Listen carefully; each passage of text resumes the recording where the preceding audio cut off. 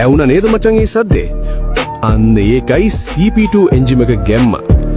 අඳුරස්සෙන් මතුවෙන්නේ නිකම්ම බයික් එකක් නෙවෙයි මචං. ජපානයේ ඩාර්ක් සයිඩ් එකෙන් ආපු සැබෑ දඩයක්කාරයෙක්. මේ තමයි Yamaha MT-07. මචං මූණ බලපන්. හරියට රොබෝ කෙනෙක් වගේ නේද? ඒත් මේ යකඩ ඇතුලේ තියෙන්නේ පාලනය කරන්න අමාරු මෘගයෙක්. මේකේ තියෙන 689cc inline 2 cylinder CP2 engine එක ගැන කතා කළොත් ඒකේ තියෙන cross plane තාක්ෂණය නිසා මචං ඇක්සලරේටර් එක පොඩ්ඩක් කරකවද්දි ලැබෙන ඒ ටෝක් එක බයික් එක ඉස්සරහ රෝදේ උස්සන්න හදන්නේ පාරේ රජා කවුද කියලා පෙන්වන්නයි. මේකේ තියෙන තවත් සුපිරිම දේ තමයි මචං මේකේ බර.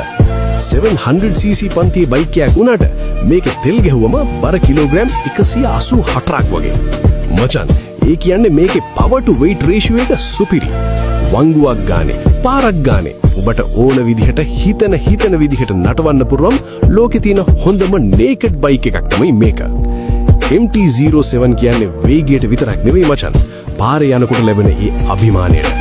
සද්දෙන්ම මිනිස්සු බය කරන, පෙනුමෙන්ම පාර දෙදරවන master of torque.